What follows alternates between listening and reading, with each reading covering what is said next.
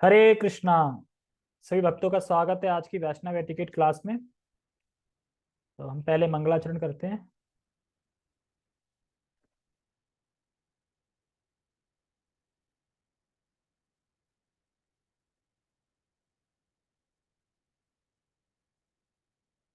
ओम अज्ञानतिमिरान्धस्य ज्ञानञ्जनशलाकया चक्षुरुन्मीलितं येन तस्मै श्रीगुरुवे नमः।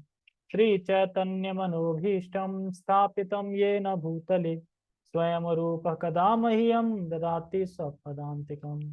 वन्देऽहं श्रीगुरु श्रीयुतापदकमलं श्रीगुरून् वैष्णवांश श्रीरूपं साग्रजातं सहगण रघुनाथान्वितं तं सजीवं साद्वैतं सावधूतं परिजनसहितं कृष्ण चैतन्य देवं श्रीराधा कृष्ण पादान् सहगण ललिता श्री विशाखान्वितांश्च। हे कृष्ण करुणा सिंधु दीन बंधु जगतपते गोपेश गोपिका कांता राधा कांता नमस्ते। तप्त कांचन गौरांगी राधे वृंदावनेश्वरी वृषभानुसुते देवी प्रणमामि हरिप्रिये। वाञ्छाकल्पतरुभ्यश्च कृपा सिन्धुभ्य एव च पतितानां पावनेभ्यो वैष्णवेभ्यो नमो नमः। जय श्री कृष्ण चैतन्य प्रभु नित्यानंद श्री अद्वैत गदाधर श्रीवासादि गौर भक्त वृंद। हरे कृष्णा कृष्णा कृष्णा हरे हरे हरे राम राम राम हरे हरे। रामाय रामभद्राय रामचंद्राय वेदसे रघुनाथाय नाथाय सीताय पते नमः। नमः विष्णुपादाय कृष्णपृष्ठाय भूतले श्रीमते भक्तिवेदांता स्वामिनि इति नामिने। नमस्ते सारस्वते देवे गौरवाणी प्रचारिणे निर्विशेषा शून्यवादी पश्चात देशतारिणे। हरे कृष्णा। ठीक है, तो हम शुरू करते हैं। तो आज हम गीता क्लास नहीं करेंगे, आज हम वैष्णव एटिकेट करेंगे। जो हमारा वैष्णव एटिकेट थोड़ा रह गया हम उसको कंप्लीट कर लें। उसके बाद हम कृष्णा की जो स्मॉल बुक हैं, जो प्रभुपाद जी की स्मॉल बुक हैं, उससे हम चर्चा किया करेंगे एवरी संडे। ठीक है, एवरी संडे हम उससे चर्चा किया करेंगे। और अभी हम बाकी हमारा Monday to Saturday Bhagavad Gita पे क्लास चलेगी और संडे संडे हमारी स्मॉल बुक हैं जो उस पर चर्चा करेंगे। ठीक है, तो अभी हम शुरू करते हैं। तो परिशिष्ट 8, इससे पहले हमने जो पढ़ा था 10 नाम अपराध के बारे में हमने पहले ही चर्चा कर ली थी, इसलिए मैंने इसको छोड़ दिया है। और वैष्णव सेवा करने की विधि, हाँ ये सब हमने पढ़ लिया था। अतिथि घर में आता है तो उसकी कैसे सेवा करनी चाहिए, और अतिथि को किसी के घर जाके वहां उसे कैसा व्यवहार करना चाहिए, ये सारा कुछ हमने चर्चा करी थी। अब हम परिशिष्ट 8 देखेंगे, जिसमें आरती के बारे में बताएंगे। ये बहुत इंपॉर्टेंट है क्योंकि हम सब लोग आरती करते हैं भगवान की। ठीक है, तो हम कृष्णा की आरती करते हैं, तो उस आरती में हम थोड़े बहुत अगर इससे समझ पाएंगे कि हमें कैसे करनी है, कैसे और सुधार ला सकते हैं आरती करते समय, तो अच्छा होगा। ठीक है, तो हम फिर शुरू करते हैं। दिख रहा है, ठीक से दिख रहा है? ओके। आरती मंदिर के पास सदैव रहने वाली वस्तुएं। जब हम आरती करते हैं तो हमारा जो अल्टर होता है, जो टेम्पल होता है, जिसको मंदिर बोलते हैं, उस उनके पास मतलब उसके पास में ये सारी चीजें अवेलेबल होनी चाहिए। क्योंकि आरती करते समय इन सभी चीजों की जरूरत पड़ती है। सबसे पहले चामर। कौन सा चामर? खाने वाला चामर नहीं है, ये चामर झुलाने वाला चामर है। देखा, एक वाइट वाइट सा वो होता है एकदम बढ़िया, और उसको ऐसे झुलाते हैं ऐसे करके भगवान को, वो चामर। तो चामर होना चाहिए, प्लस मोरपंख। आपने देखा होगा इस्कॉन में, जब भी इस्कॉन में आरती होती है, संध्या आरती हो या मॉर्निंग आरती हो या नून की आरती हो, तो उसमें सबसे पहले तो अगरबत्ती से स्टार्ट किया जाता है। अगरबत्ती के बाद फिर दीपक से स्टार्ट किया जाता है। दीपक के बाद फिर देखा है कि शंख पे कुछ नहीं, दीपक के बाद फिर फूल, फूलों से, और फूल के बाद फिर देखा कि कुछ शंख पे कुछ कपड़ा रख लेते हैं, तो कपड़े को घुमाते हैं, कपड़ा। कपड़े के बाद फिर उसके बाद तब लेते हैं, फिर क्या लेते हैं? फिर चामर लेते हैं, और चामर के बाद मोरपंख। तो ये सारी चीजें हैं, होनी चाहिए मतलब। ठीक है, अब हम कहेंगे हम तो घर में कर रहे हैं, तो घर में कर रहे हैं, तो घर में कैसे हैं, तो छोटा छोटा ले सकते हैं। छोटा सा चामर आता है, छोटा सा मोर पंख आता है, मोर पंख हिला दिया ऐसे करके। तो हम कर सकते हैं, जितना बेस्ट कर सकते हैं उतना बेस्ट करना चाहिए। रूमाल भी लेते हैं। हाँ रूमाल वो कपड़ा, वही जो कपड़ा है वही रूमाल, रूमाल टाइप का। हाँ शायद कोरा कपड़ा होता है वो, जो भी होता है, ठीक है। तो चामर, मोर पंख और घंटी, घंटी जरूर होनी चाहिए, बिना घंटी की आरती नहीं होती, ठीक है। अरे घंटी की बात हो रही, करताल घंटी में अंतर नहीं है। तो मतलब क्यों? हाँ करताल एक अलग चीज हो गई, घंटी एक अलग चीज हो गई। करताल एक इंस्ट्रूमेंट अलग है और घंटी अलग है। घंटी तो होनी चाहिए, घंटी से तो होता है ना सारा कुछ। घंटी तो बजाते रहते हैं, करते रहते हैं ऐसे करके। बाकी करताल का मतलब पीछे है वो बजाते रहें, करताल बजाते रहें और अपनी आरती गाते रहें। आपको फोकस करना है आरती करने पे। देखो जो आरती करता है वो गाता नहीं है, वो अपने जो भी मंत्र होते हैं वो उस पर ध्यान लगाता है। 3 बार चरणों पे, मतलब 4 बार चरणों पे, 2 बार उस पे, 3 बार मुख पे, 7 बार पूरे पे, ये। फिर इसके पूरा हो गया, फिर उसके बाद दीपक लेगा, दीपक भी ऐसे ही उसका ध्यान इस पे रहता है घंटी बजाने पे। बाकी पीछे आरती चलती रहती है, करताल बजती रहती है।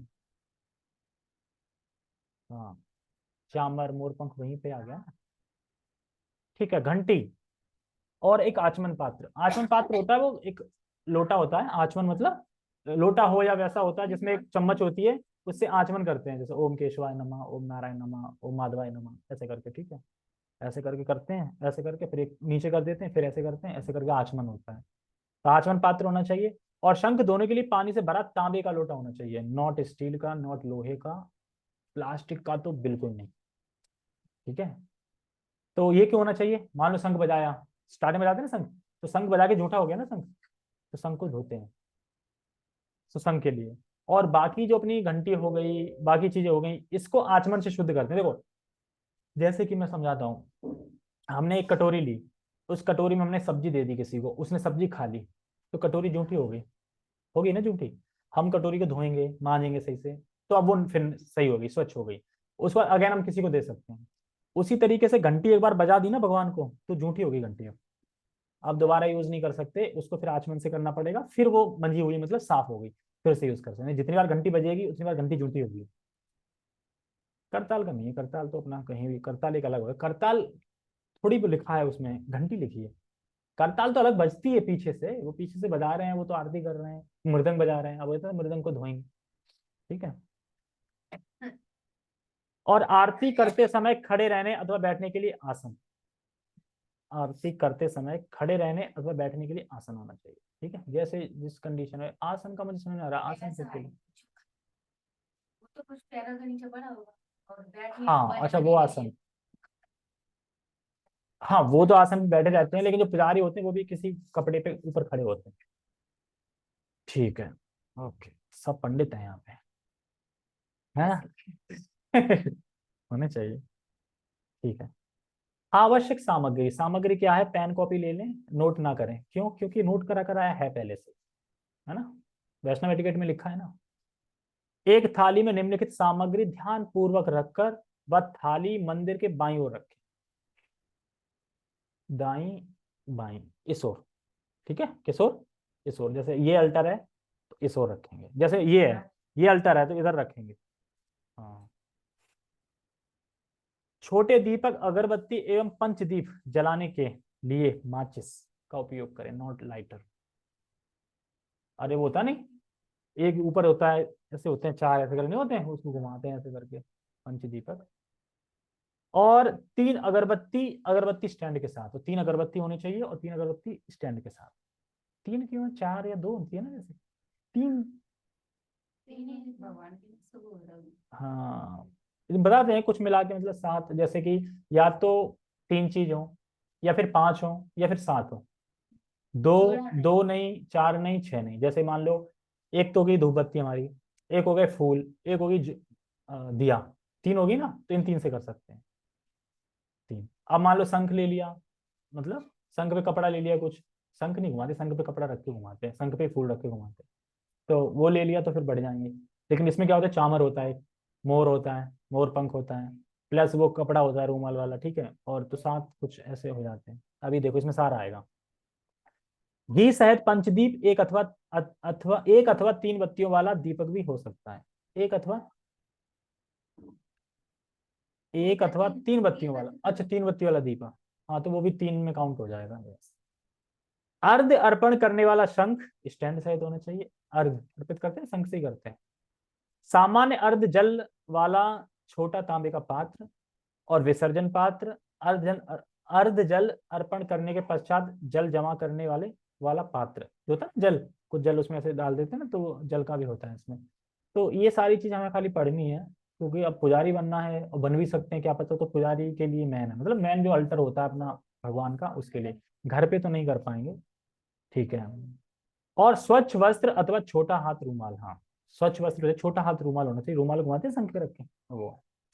सुगंधित फूलों से भरी छोटी थाली होनी चाहिए, थाली होती है ना, थाली को घुमाते हैं। और चामर और मोरपंख केवल गर्मी के दिनों के लिए। क्या?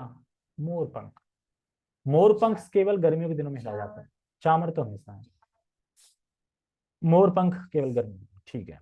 अब आचमन पद्धति की, आचमन कैसे करते हैं, आचमन का मंत्र भी है इसमें। ठीक है, आचमन करना चाहिए जब भी हम अल्टर में हाथ डाल रहे हैं, तो पहले से पहले आचमन करना चाहिए। जितनी बार भी अल्टर में हाथ डाल रहे हैं, मतलब मंदिर भगवान में हाथ डाल रहे हैं, उतनी बार करने, लेकिन हम कर नहीं पा रहे अभी भी, ऐसा ना। लेकिन मैं मतलब उससे तो नहीं कर पा रहा, लेकिन जब जब याद आता है, एक आध दो बार हो जाता है, लेकिन जितनी बार भी आता है तुरंत तो पानी लिया, थोड़ा सा पानी ऐसा करके, नहीं फिर भी लेते हैं थोड़ा सा पानी लेके ऐसे कर लेता हूँ। हाँ, कोई भी ले लो, वो आचमन होता है एक तरीके से, आचमन करके तो शुद्ध हो जाते हैं उससे। ठीक है, बताएंगे आचमन कैसे लेना है। पूजा यानी आरती करने के पूर्व स्वयं को शुद्ध करने के लिए आचमन किया जाता है। पूर्व मतलब पहले। आचमन के लिए पानी आचमन पात्र में रखा जाता है, तो यानी पानी आचमन पात्र में हो, जो आचमन पात्र नाम का जो पात्र आता है, लोटा या फिर वो, उसमें होना चाहिए। आसन पर खड़े रहकर आचमन पात्र का पानी चम्मच द्वारा दाएं हाथ की हथेली पर 3 बार डालें। ठीक है, एक बार डाला, 3 बार डालना, मतलब एक बार, 2 बार, 3 बार, 3 बार डालना है। और क्या बोलना है, ओम केशवाय नमः का उच्चारण करके हथेली का थोड़ा जल हथेली के मूल भाग की ओर से प्राशन करें। तत्पश्चात और एक बूंद जल लेकर हथेली से नीचे छोड़ दें, जैसे कि एक लिया, थोड़ा ऐसे लें और फिर आधा बूंद नीचे फेंक दिया। और क्या बोलना, क्या है, ओम केशवाय नमः। समझ में आ गया? ये आचमन रखा है, आचमन से मैंने चम्मच पे ये लिया, ठीक है, लेके मैंने थोड़ा ऐसे किया, थोड़ा सा, और थोड़ा जल छोड़ के वापस नीचे फेंक दिया जमीन पे। ठीक है, ये एक हो गया। कैसे करते हैं? हाँ, ऐसे करते हैं, तो इसमें तो वैसे लिखा है, तो वही हो गया ना। 3 बार तो वो मंत्र हो ही गया, 3 बार ऐसे लेना, 3 बार ही फेंकना है, तो वो सही कर रहे हैं। 3 बार ले ऐसे ले, अरे मंत्र 3 बार ही लेते हैं वो, जैसे ओम केशवाय नमः, फिर ये जो फेंक दिया ना उसमें मंत्र नहीं लिया, फिर ओम नारायण नमः ऐसे करके, फिर ऐसे लेते होंगे, लेकिन जो लिखा है वैसे ही करते होंगे। देखो दूसरा, और तो ये पहला हो गया। और फिर दूसरा, इस विधि को 2 बार करें, मतलब एक तो बता दिया, 2 बार करें, दूसरी बार क्या बोलना है, ओम नारायण। पहले क्या बोलना है, ओम केशवाय नमः, ओम नारायण नमः। ठीक है, दूसरी बार। तथा तीसरी बार ओम माधवाय नमः मंत्र का उच्चारण करें। तो कैसे हमें आचमन करना है, ओम केशवाय नमः, ठीक है, और फिर ओम नारायण नमः, ठीक है, ओम माधवाय नमः। ये आचमन हो गया, शुद्ध हो गया। अब मंदिर में हाथ डाल सकते हो, कर सकते हो। ओम माधवाय नमः, ओम नारायण नमः, ओम, नहीं नहीं, ओम केशवाय नमः, ओम नारायण नमः, ओम माधवाय नमः। ठीक है, मैं बोल के नहीं बोल रहा था। अंत में हथेली पर 3 बूंद पानी लेकर ओम गोविंदाय नमः का मंत्र उच्चारण करते हैं तो पानी छोड़ दें। अच्छा ये तो नहीं है, अंत में देखो 3 बार वो फॉलो करना हमें। अंत, नहीं नहीं नहीं नहीं, अंत में हथेली पर 3 बूंद पानी लेकर ओम गोविंदाय नमः मंत्र का उच्चारण करते हुए पानी को छोड़ दे, हथेली पर 3 बूंद लेकर, 1, 2, 3, और फिर छोड़ दे। कैसे? जो हम बताते हैं पहली बार जो पहले बताते हैं, वो प्रभु जी करते वो जो अब 3 बूंद वाले आए हैं। हाँ ये तो, चलो और पूछ लेंगे। ठीक है, अर्पण करने वाली प्रत्येक सामग्री की शुद्धि, देखो ये हमारे काम का है आचमन पद्धति, क्योंकि हमें मंदिर में जब भी हाथ डाला है तो आचमन करना चाहिए, किसी भी मंदिर में, घर के मंदिर में भी, मंदिर तो मंदिर ही है, यहाँ पे भी तो भगवान है ना, वही वही कृष्णा यहाँ है, वही कृष्णा वहाँ है। आचमन पद्धति होगी, ठीक है। अर्पण करने वाली प्रत्येक सामग्री की शुद्धि करने की विधि, नहीं, लाला या लाला से मतलब वो, ये सब फिर पता है किसमें आता है, ये आ जाता है फिर सहजिया में। सहेलियां मीन्स कि मैं तो कृष्ण से शादी करूंगी, कृष्ण के संग खाऊंगी, कृष्ण मेरा लाला है, हर जगह लेके चल रहे हैं, ये सहजिया भाव आ जाता है। हमें भगवान को भगवान की तरह सेवा करनी है। भगवान मतलब कोई फर्क ही नहीं है, भगवान हम सामने आमने सामने खा रहे हैं दोनों, मेरा लाला भी खा रहा है मैं भी खा रहा हूँ, इस तरीके से तो सही ज्यादा है। हम भगवान को कैसे रिएक्ट करना है, भगवान स्वामी है हमारे, हम सेवक हैं उनके, इस तरह से हमें भगवान को भगवान की तरह ट्रीट करना है, ना कि फ्रेंड की तरह, फ्रेंड आ गए मेरे या जो है, मतलब दास का भाव रखना है। ऐसा नहीं है कि मतलब संग संग खा रहे हैं, ये कर रहे हैं वो कर रहे हैं, वो सब सही नहीं पता, ठीक है। ओके, अर्पण करने वाली प्रत्येक सामग्री की शुद्धिकरण की विधि। हाँ, अगर हम कुछ भी भगवान को अर्पित कर रहे हैं उसको क्या शुद्धि करें, अभी तो हम भोग लगा रहे हैं ना, अब पता नहीं, अब प्रभुपाद जी की कृपा है कि भोग स्वीकार कर रहे हैं भगवान पर, हमारी विधि तो भी गलत ही है। खाने को भी स्वच्छ किया जाता है पहले, भोग अर्पण करने से पहले कैसे, फल लाए, फल को धो लिया, ठीक है, अब क्या पता कि फल जो बेच रहा था उसकी चेतना क्या थी, कैसे क्या बेच रहा था, क्या कर करके लाया था, क्या पता, तो उसको भी तुम्हें शुद्ध करना है ना। हाँ, तुलसी का पानी होना चाहिए, देखो, दाहिने हाथ में आचमन पात्र से जल लेकर बाएं हाथ में स्थित सामग्री पर 3 बूंद डालें, मतलब कैसे बताया, दाहिने हाथ में आचमन पात्र से जल लेकर, इस हाथ से, सीधे हाथ से लेना, सीधे हाथ से जल लेकर और बाएं हाथ में स्थित सामग्री पर, बाएं हाथ में सामग्री है, बांध कर 3 बूंद डालें, ऐसे करके, ऐसे करके, ऐसे करके, हाँ, 3 बूंद डालेंगे तो वो भी शुद्ध हो जाएगा, ठीक है। अब आगे आरती विधि का क्रम, आरती विधि का क्रम, कर्म नहीं क्रम, क्या क्रम है देखो, प्रणाम करके आरती आरंभ करने की आज्ञा के लिए गुरुदेव से याचना करें, पहले प्रणाम करें और आरती करने की आज्ञा ले रहे हैं हम किससे, गुरु से प्रणाम करें, आज्ञा लें और गुरुदेव से याचना करें। और आरंभ में आरती के प्रारंभ के संकेत स्वरूप 3 बार शंख बजाएं, तत्पश्चात उस शंख को आचमन पात्र में रखे जल से शुद्ध करके रख दें। देखो इसमें ये बता रहे हैं कि पहले शंख बजाते हैं, पहले तो गुरु की आज्ञा ले ली, फिर शंख बजा रहे हैं, तो शंख 3 बजाते हैं ना, 3 बजाते हैं, उसके बाद फिर उस शंख को जो आचमन पात्र है जो शुद्ध जल रखा है उससे धो के अलग रखते हैं, ठीक है। फिर उसके बाद क्या करना है, उसके बाद करना है एक दीपक जला लें, अर्पण करने के पूर्व प्रत्येक सामग्री को शुद्ध कर लें। हम श्री गुरुदेव के प्रतिनिधि के रूप में आरती कर रहे हैं, यानी हमारी कोई वैल्यू नहीं है, हमारा कोई कहते हैं कि योग्यता नहीं है, हम रिप्रेजेंट प्रतिनिधि बन के, गुरुदेव के प्रतिनिधि बन के हम आरती कर रहे हैं, एज पर गुरु के मतलब गुरु के प्रतिनिधि बन के, मतलब एज पर गुरु ही कर रहे हैं, बस मैं तो बस लगा हूं। इस भावना से तथा उनकी अनुमति लेने के लिए प्रत्येक सामग्री अर्पित करते समय आरंभ में निम्नलिखित क्रिया करें। आसन पर खड़े रहकर बाएं हाथ से घंटी बजाते हुए, इस हाथ से घंटी बज रही है, प्रत्येक वस्तु 3 बार श्री गुरु को, 1 बार परम गुरु शिल प्रभुपाद को व श्री नित्यानंद प्रभु को, 3 बार श्री चैतन्य महाप्रभु को तथा 1 बार श्रीमती राधा रानी को दिखाएं। निम्नलिखित विधि श्री राधा गोपीनाथ मंदिर में स्थित विग्रहों की आरती के अनुरूप है, यानी जो भी ये बता रहे हैं ना, जो राधा गोपीनाथ हैं वृंदावन में, उनके अनुरूप है, मतलब विग्रहों की जो सारी चीजें जो बताएंगे। तत्पश्चात प्रत्येक वस्तु के लिए विग्रहों का क्रम से इस प्रकार रखें, कैसे, देखो, श्री गोपीनाथ जी, श्रीमती राधा रानी, श्री गोपाल जी, श्री चैतन्य महाप्रभु, श्री नित्यानंद प्रभु, श्री नरसिंहदेव केवल 3 बार, श्रीमती तुलसी महारानी केवल 3 बार, श्री परम गुरु शील प्रभुपाद श्री गुरु उपस्थित भक्त केवल 3 बार। देखो, प्रत्येक वस्तु को विग्रहों का क्रम इस प्रकार रखें, विग्रहों का क्रम, सबसे पहले गोपीनाथ जी, गोपीनाथ जी मतलब भगवान, फिर श्रीमती राधा रानी, हाँ, फिर गोपाल श्री गोपाल जी, फिर चैतन्य महाप्रभु, फिर 3 बार नरसिंह देव पे, ऐसा कर कर होता है, समझे नहीं? हुँ? समझना भी नहीं है क्योंकि हमें करना नहीं है, तो क्यों समझ में आएगा, हमें हरे कृष्णा आता है, हरे कृष्णा कृष्णा कृष्णा हरे हरे, हरे राम राम राम हरे हरे। अब ये बताओ, अब ये बताओ इसी क्या है? नहीं, इजी कुछ नहीं है, मैं ये पूछ रही, जैसे विग्रह पे आरती उतारने है, उनसे प्रार्थना करना है। फिर से सुनो, आप समझ में आएगा, देखो, इसमें कह रहे हैं कि नित्यानंद प्रभु को 3 बार, चैतन्य महाप्रभु को तथा 1 बार श्रीमती राधा रानी को दिखाएं, दिखाएं मतलब दिखाना है। और निम्नलिखित विधि श्री राधा गोपीनाथ मंदिर में स्थित विग्रहों की आरती के अनुरूप है, तो जो भी विधि है ना वो श्री गोपीनाथ, श्री राधा गोपीनाथ जो मंदिर में स्थित विग्रहों की आरती के अनुरूप है, उनके विग्रहों में जो ऐसे होता है ना उसके अनुरूप है सारा, तो उसी में बता रहे हैं। देखो ये जो वैष्णव एटिकेट लिखा है, ये केवल ये मत समझो कि सिर्फ दिल्ली इस्कॉन के लिए लिखा है, हर किसी के लिखा है, इसलिए सबका नाम आ रहा है। गोपीनाथ जी भी टेम्पल है ना, समझ गए? तो गोपीनाथ जी को दिखाना है ऐसे, श्रीमती राधा रानी होती है हर जगह। मतलब ये एक तरह से इस तरीके से, ताकि ये सब चीजें होती हैं, गोपीनाथ जी भी होते हैं, राधा रानी भी होती हैं, गोपाल जी भी होते हैं, चैतन्य महाप्रभु भी होते हैं सब में, नरसिंह भगवान भी होते हैं, तुलसी महारानी भी होती है, सब होते हैं ना, इस तरीके से। उपस्थित भक्त होते हैं केवल 3 बार।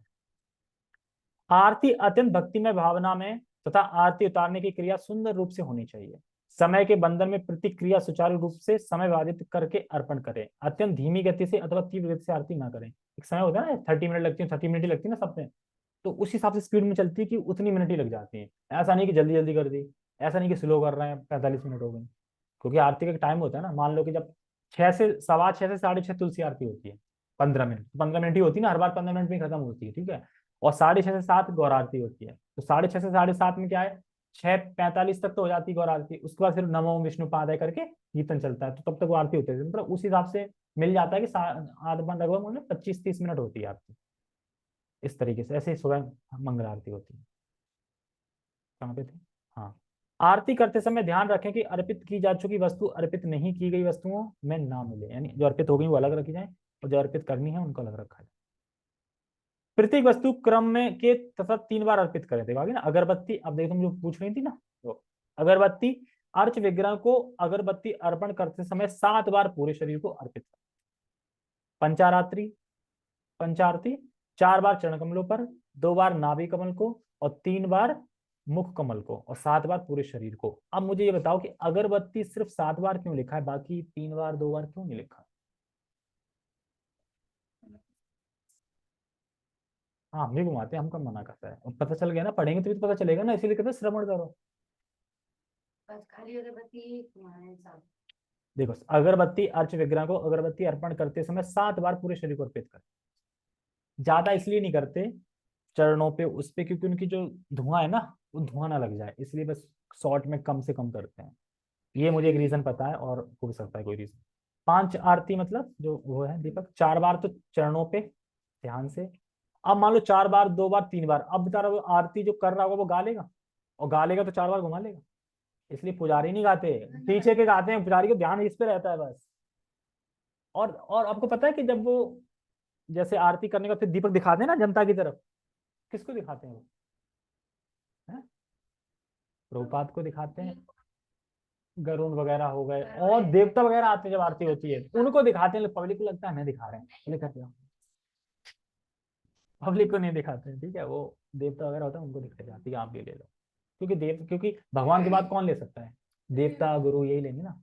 फिर उसके बाद जनता के पास जाता है ना, मतलब फिर स्पेशल गुरु के पास जाता है, फिर उसके बाद जनता लेती है, फिर बड़े वरिष्ठ वैष्णवों को जाता है, फिर जो छोटे वैष्णव है उनको जाता है।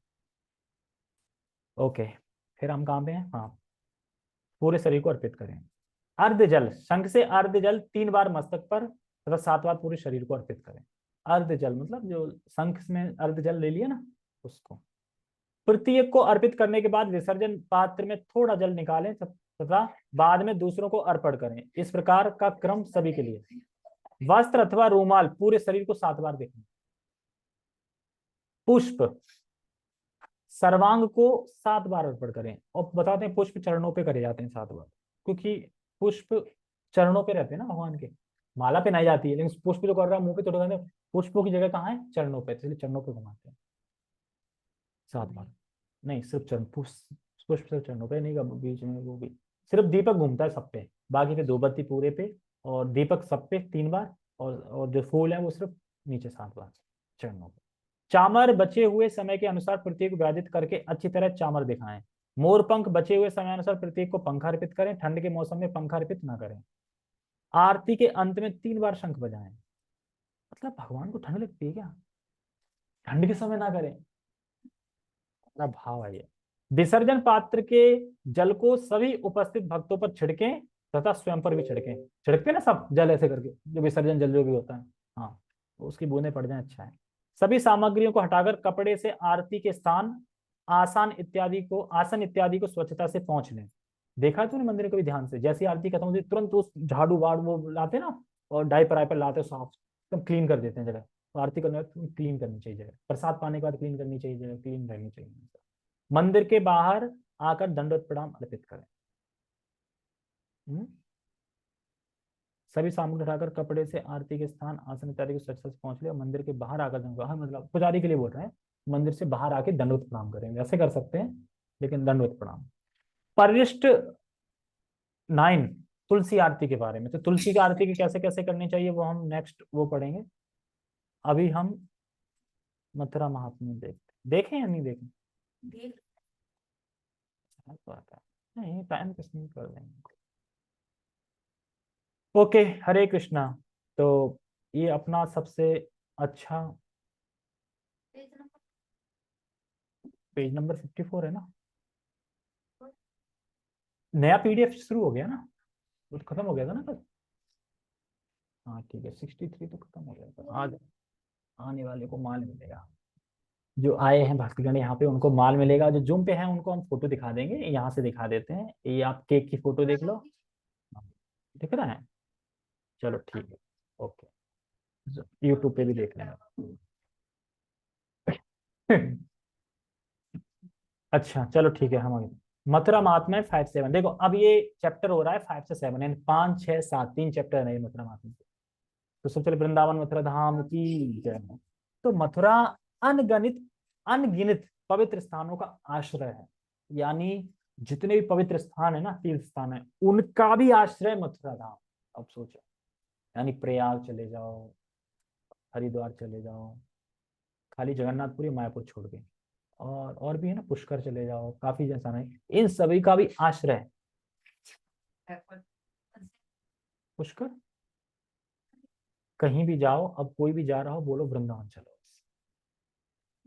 इच्छा है, कहाँ वृंदावन की? की तो रहती है चॉइस। हाँ, तो प्रभु जी ने तो सीधा बोला है खुल के कि भैया देखो, बुरा लगे तो बुरा लगे, वृंदावन मथुरा धाम छोड़ के अगर किसी और धाम मतलब जाने की इच्छा है, तो वो सिर्फ घूमने की इच्छा है, सिर्फ घूमने की इच्छा है, वो धाम छोड़ दो। क्योंकि पता है ना, सब कुछ तो यही है ना, फिर क्यों जा रहे हैं? तो घूमने तो जा रहे हैं ना, तो फिर घूमने की इच्छा है ना, तो फिर वहां चले जाओ ना, मंसूरी जाओ, शिमला जाओ, ये भी तो घूमने की है। क्यों? अरे तो मंदिर तो सब कुछ यही है अब। हाँ, तो फिर क्यों जा रहे हैं बताओ ना? तो घूमने तो जा रहे हैं, तो घूमने से अच्छी जगह जाओ फिर। ठीक है, जाओ कोई नहीं। हाँ। आदि वराह पुराण में कहा गया है, षष्टिकोटि सहस्राणि षष्टिकोटि शतानि च तीर्थ संख्या तु वसुधे मथुरायां मयोदिता। हे वसुधा, मैंने मथुरा में इकाई, ढाई, सैकड़ा, हजार, 10,000, लाख, 10 लाख, करोड़, 10 करोड़, अरब, 10 खरब, 60.60 मिलियन वही थे ना, पवित्र स्थान प्रकट किए। पढ़ लिया है क्या ये?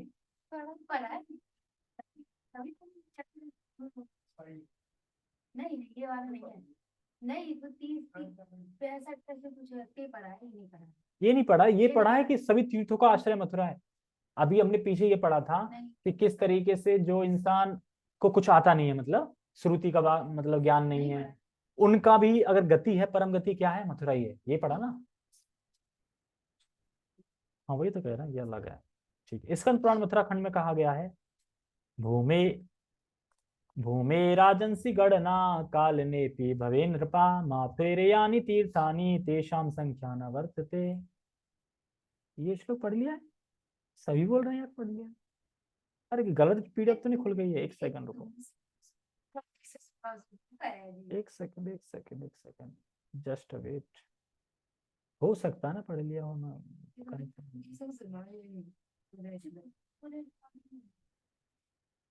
एक सेकंड।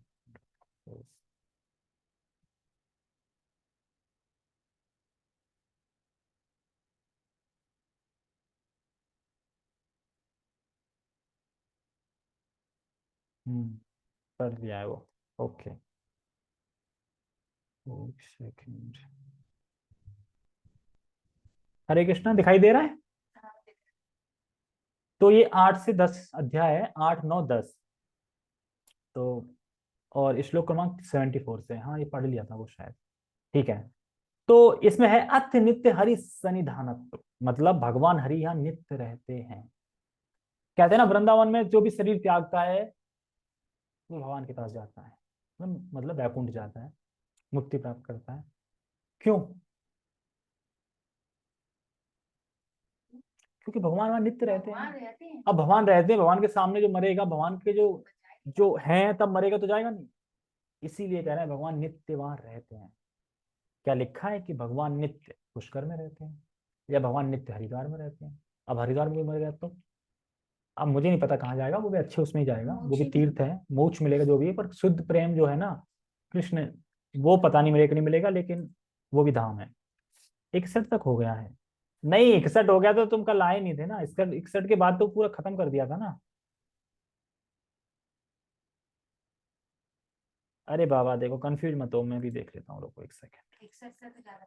एक मुझे पता है ना मैंने खत्म क्या किया था, जस्ट वेट, मैं लास्ट की लाइन पढ़ता हूँ, लास्ट मुझे पता है।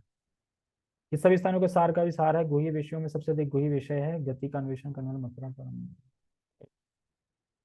हाँ ये पढ़ लिया, जो पद पद पर दिन एवं रात में विपत्ति के समय के रूप में आक्रांत है, पढ़ा था। आक्रांत है, जिनके पास कोई आश्रय नहीं है उनके लिए मथुरा आश्रय है, पढ़ा था ना ये बार मथुरा आश्रय। तो हमने जो लास्ट पढ़ा था वो 73 नंबर तक पढ़ा था श्लोक, ठीक है। तो 73 पढ़ा था, तो अब आ गया 74 से, दिख रहा है श्लोक, दिख रहा है ना 74? हाँ हाँ ठीक है, तो मैं कहाँ पे था? हाँ, भगवान हरि यहाँ नित्य रहते हैं। क्या हुआ? हाँ। आदि बरा पुराण में भगवान कहते हैं मथुरायाम परम क्षेत्रम त्रैलोक्य नहीं विद्यते तस्याम वास्याम देवी मथुरायाम तु सर्वदा। शिवदयाल प्रभु मथुरा जाने की इच्छा नहीं हो रही क्या सुन के भी?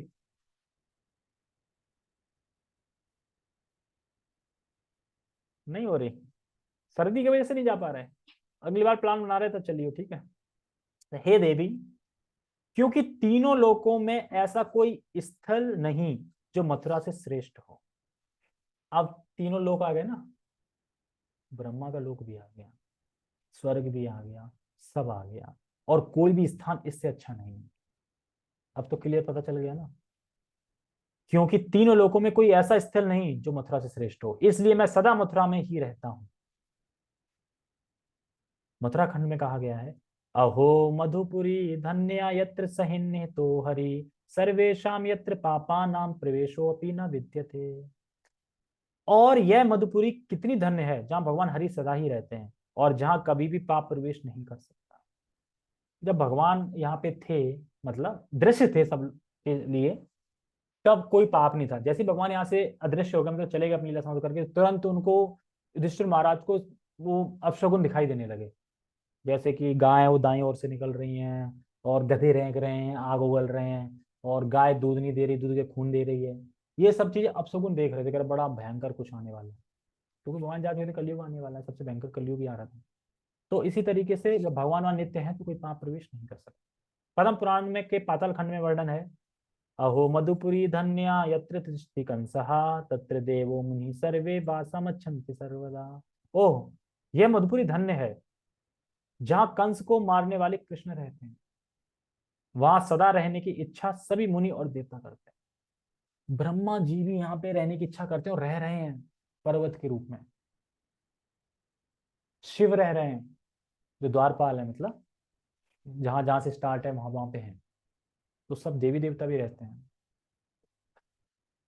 जब ब्रह्मा जी से वो अपराध हुआ था कि जब भगवान की परीक्षा ले रहे थे, ग्वाल वालों को चुरा के ले गए थे, उसके बाद फिर वो कह रहे थे कि काश कि भगवान मुझे आप वृंदावन में मथुरा में जन्म दे दो, घास का ही दे दो तिनके का। बताओ, घास बनने को तैयार है, वो जानते हैं कि क्या चीज है मथुरा, लेकिन हम इंसान बन के भी नहीं जान पाए क्या चीज है। अब धीरे धीरे जान रहे हैं ना, इसको पढ़ते नहीं तो जानते हैं। हाँ, नहीं शिव भक्त है मैन, द्वारपाल का मतलब ये है कि वो एंट्री वही देने वाले हैं। अब वो तो है कि शिव एक पर्सनैलिटी बहुत, क्योंकि देखो भगवान जो भी हार्ड वर्क देते हैं उन्हीं को देते हैं, और मैं कोई वो नहीं कर रहा हूँ, शिव जी महान वैष्णव हैं। नहीं नहीं, हमें तो पता है ना कि वो वैष्णव है अच्छे। उनके अगर अगर हम ये सोच के जाएंगे शिव के पास कि हमें भक्ति मिले तो देंगे भक्ति को, वो दे ही रहे हैं शायद, क्योंकि करते थे जल डालते थे, दे ही रहे हैं क्योंकि हमने शुद्ध भक्ति मांगी, कुछ और नहीं मांगा। तो उसमें कोई संशय नहीं। वहां सदा रहने की इच्छा सभी मुनि और देवता करते हैं। श्रीमद् भागवतम 10 1 10 26 में बताया गया, क्या बताया गया? अहो अलम श्लघ्यातम यदो कुलम, अहो अलम पुण्यतम मधुर वनम, यद एष पुंसाम ऋषभ श्रियपति स्वजन्मा चक्रमणेन चांचति। ओ, यदुवंश कितना यशस्वी है और मथुरा की भूमि कितनी पुण्यमयी है, जहाँ समस्त जीवों के परम नायक लक्ष्मीपति ने जन्म लिया और अपने बचपन में विचरण किया। श्रीमद् भागवतम 4:8-42 में कहा गया है, तत्तात गच्छ भद्रते यमुना या तष्टम शुचि पुण्यम मधुवनम यत्र सानिध्यम नित्यदा हरे। हे बालक, तुम्हारा कल्याण हो, तुम यमुना के तट पर आओ जाओ, जहां पर मधुवन नामक विख्यात जंगल है, और वहीं पर पवित्र हो। वहां जाने से ही मनुष्य वृंदावनवासी भगवान के निकट पहुंचता है। तो भागवतम से कुछ श्लोक कोड करेंगे। श्रीमद् भागवतम 10:1-28 में कहा गया है, राजधानी तथा साभूत सर्व यादव भुभुचाम मथुरा भगवान यत्रा नित्यम संहितो हरि।